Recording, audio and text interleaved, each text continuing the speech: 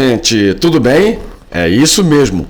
Bota mais na frente, Bota dispara na frente. Fla e Flu empatam, Vasco a caminho da segundona. Chego lá. Primeiro, elogiar o Botafogo de Futebol e Regata, fez um jogão contra o Bahia. Jogou muito bem, jogou futebol de campeão para ser campeão. Botafogo hoje jogou para ser o campeão brasileiro, sem nada a contestar. É aquela história, méritos, merecimentos, por quê? É a melhor equipe, está jogando muito bem, articulando bem jogadas. O Adrielson mostrando que tem que ser realmente jogador de seleção brasileira e ser convocado, né? E titular, principalmente titular da seleção brasileira. É um dos maiores jogadores que eu vi até hoje jogar. Joga muito bem, sabe articular, sabe passar, não é apavorado, não fica demonstrando medo, sabe? Não é afoito nas jogadas, sabe jogar com equilíbrio, muito bom jogador. Sabe articular, sabe jogar, sabe distribuir passe. Isso é que é importante no futebol brasileiro. O Gerson, um dia desse, estava comentando sobre isso. Nós não temos mais aquele cara que cria e passa a bola. O Adrielson sabe fazer isso. Lamentavelmente, o Arrascaeta é uruguaio. E o Arias, ele é colombiano. Mas são jogadores que sabem criar. Quer dizer, para o país deles isso é um achado. O Brasil não tem aquele cara de mais de criação. Que você joga, que você pode jogar, pode contribuir com ele, pode achar que ele vai articular a jogada para você, sabendo que a mesma jogada que ele vai fazer de um lado para o outro, ele sabe articular, sabe, enxerga, sabe fazer a jogada diagonal, tudo isso o Adrielson sabe. E aquela história, ele é um grande jogador, né? Mas vejam bem, hoje nós temos que ter aqui a base primeira, antes de qualquer coisa, de saber que este jogador vai jogar sempre sério, para que o clube dele seja realmente sempre o melhor. E dando o melhor cada vez mais. E assim o Botafogo está na trilha certa, jogando certo. E outra coisa, hein? Olha só, semana que vem é Flamengo e Botafogo. O Tiquinho Soares está de volta. Olha, o artilheiro do Botafogo. O Botafogo está jogando sem o Tiquinho. O Tiquinho Soares é 50% do time. Né? Cevoguinha, né? Navoguinha, eu não sei. Senagovinha, mas acho que é isso, né? Cevoguinha é esse jogador aí. Muito bom esse jogador. Cevoguinha, né? Muito bom. Excelente jogador, sabe jogar também, parte para cima, sabe driblar. Botafogo está chegando, está no caminho certo. O trabalho está vindo bonito. Agora aquela história. Resta saber se vai ter essa estrutura para aguentar até o ano que vem. Se vai ter essa mesma base até o ano que vem, porque é uma temporada só. E outra coisa, o Botafogo tem que apostar no brasileiro, porque o segundo jogo com o Olímpia vai ser brabo lá, hein? Vai ser uma disputa muito braba. Aliás, contra o Olímpia não. Contra o Defesa e Justiça que veio aqui, um time que sabe sabe que é catimbar, é catimbeiro, sabe articular, sabe provocar. E isso o Botafogo vai sofrer lá na Argentina quando eles forem jogar lá, hein? É muito difícil esse time ganhar ele lá. Eu sei que muitos brasileiros que jogaram com ele, esse clube ele é um clubezinho chato, um timinho chato, né? E o Botafogo vai penar com isso, né?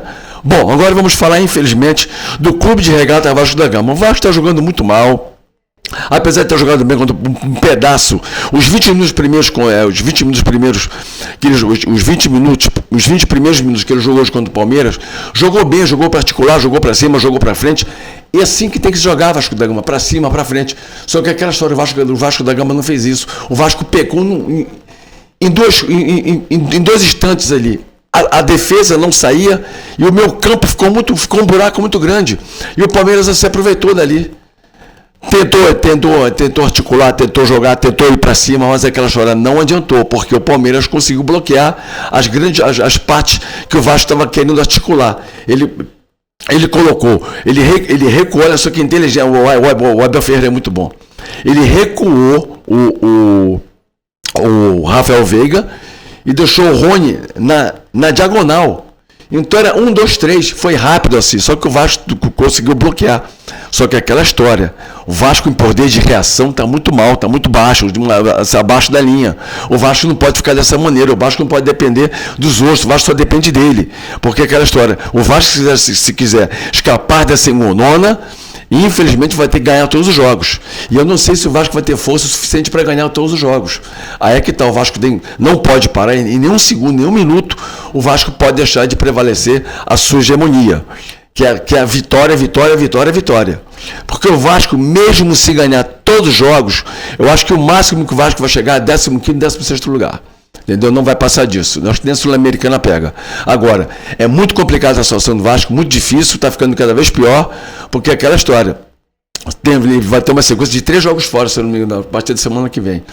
Complicada a situação do Vasco. Eu acho que o Vasco tem que reagir, tem que ir para cima, tem que ir para frente, porque senão aquela história, o bicho vai pegar, como se diz. Infelizmente está pegando. E o Vasco não pode ficar nessa situação. Infelizmente aquela história. Ganha quem quer, obedece. Aliás, como é aquele velho ditado que tem, né? Hoje eu estou meio esquecido. Mas aquele velho conhecido ditado, né? Manda quem sabe, obedece quem tem juízo. Então aquela história, o Vasco tem que começar a compor o que o técnico dele está pedindo, ir para cima com vontade, e com garra, com força, e aquela história. Só resta uma coisa ao Vasco: vencer. Bom, agora vamos falar do Flusão. O Fluminense jogou bem contra o Atlético Paranaense, começou bem, só que levou o gol no começo, mas depois teve força para reagir, fez 2 gols, mas agora aquela história, né? O pecado do Fluminense da defesa, não consegue articular cruzamento. O Nino, inclusive, falha às vezes nisso, mas o Nino já se corrigiu, coisa que outros zagueiros não conseguiram no esquema tático do Fluminense. O Diniz, nesse ponto, ele erra. Ele coloca 2, 3 para jogar de um lado, depois ele joga no outro, depois aí fica aquele troca-troca. Jogada diagonal, ele perde o tempo de bola. Perder o tempo de bola é uma coisa muito complicada. O tempo de bola que o meio campo leva para o ataque está demorando. Tem que ser mais rápido. Tem que ser um pouquinho mais rápido. Tem que fazer como o Botafogo está fazendo. Deu 2, 3, deu toque, manda. Se manda, lança a bola para frente. Não trabalhado, não na base da desordem, na base da ordem. Porque ficar jogando 1, 2, 3, 4, 5, isso não vai dar certo. Isso vai acabar complicando a situação do Fluminense. O Fluminense tem que realmente se articular, ver o que está acontecendo, realmente, se realmente vale a pena implicar com o meu campo, do meu campo para o ataque, tirar aquele pedaço, aquele L mal estudado para fora, tem que ser para dentro. Porque a partir do momento que a bola for lançada diagonal, o Arias vai correr muito melhor, o corredor vai ficar mais livre para ele, não está sendo. Porque ele está batendo cabeça toda hora com o Cano, bate cabeça com o Ganso, fica difícil. Ou ele fica na direita ou ele fica na esquerda. Porque ele tá querendo dar uma de Dirceuzinho, uma coisa que ele nunca mais vai assistir já. O saudoso Dirceuzinho, né? Que era um grande jogador brasileiro, que estava em várias posições. Um jogador não existe mais, nem como Dirceuzinho, nem como Ademir, ambos jogaram no Botafogo. E eu duvido que alguém seja igual com jogadores como esse, vai ser muito difícil, entendeu? Jogadores assim, e o Arias, essa função ele não tem. Ou ele corre para um lado, ou ele corre para o outro. Então até quando chega a 36, 37 minutos do segundo tempo, ele está morto em campo. Praticamente ele está andando. Então aquela história tem que ter fôlego, tem que ter vontade, tem que ter garra, e está muito difícil isso, inclusive para o Fluminense. O Fluminense tem que insistir mais, jogar mais, ir para cima, e atacar mais, aí sim vai melhorar muito mais o Fluminense, né? Bom, eu deixei para falar por último do grande tricampeão brasileiro da Libertadores, 8 vezes campeão brasileiro, né? Tetracampeão da Copa do Brasil, indo para o Penta, né, Flamengo? O que está acontecendo contigo? Porque é aquela história. Sinto muito o Clube de Regatas Flamengo falar isso. O torcedor do Flamengo cobrou ontem. Vergonha, time sem vergonha. Vergonha, time sem vergonha. Porque é aquela história. Tudo bem que o Inter está jogando com o time reserva dele, está fazendo o papel dele na Libertadores, está indo muito bem até o Internacional. Agora, o Flamengo tem que fazer o papel dele também. Jogar tanto bem na Copa do Brasil quanto no Brasileirão. Porque aquela história, o Flamengo ficou zombando ontem da torcida, andando em campo. O Gabriel Barbosa saiu vaiado de campo ontem. Ainda ficou aplaudindo a torcida. Caramba, ele tem que aplaudir a torcida, porque a torcida sempre deu apoio para ele. O que está acontecendo com esses jogadores? Inclusive, eu escutei um comentário de um colega, ele disse, semana que vem o cara vai fazer 27 anos. Ele não sabe se ele quer ser músico, se ele quer ser jogador, quer festa. É aquela história, olha só. Acabou a fase, você pede para ser do Flamengo, porque tem gente querendo jogar, tem gente querendo mostrar serviço, sabe? Porque vocês já estão empapuçados, eu sei disso, tá? E outra coisa, está faltando comando, não tem comando no Flamengo. O Flamengo está sem comandante. Não é o comandante lá do campo, não, que é o Sampaoli, não. O Flamengo está dentro da própria diretoria, dentro da própria gerência. O Flamengo está uma zona. Foi o que o cara falou hoje. Está uma desorganização, ninguém se entende. Coloca um primo para jogar, coloca um primo para jogar, coloca um primo para jogar. Pô, Cadê o esquema tático do Flamengo? O Flamengo tem esquema tático definido? Olha só, o Botafogo tem esquema tático definido. Tem um esquema tático definido, desde que o Luiz Castro saiu. Deixou o esquema tático definido. O Vasco, por incrível que pareça, tem esquema tático definido. O Fluminense tem, o Flamengo não tem. O Flamengo, desde que aquele tal de Vitor Pereira foi pro Flamengo, que é aquele técnico horroroso, ele esculhambou o Flamengo. Aí vem um outro para esculhambar mais ainda. O que o Sampaoli está fazendo?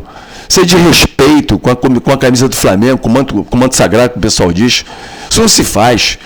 É aquela história, é clube de regatas do Flamengo, tem que ser respeitado sim. Tricampeão da Libertadores, campeão mundial, 8 vezes campeão brasileiro, tetracampeão da Copa do Brasil.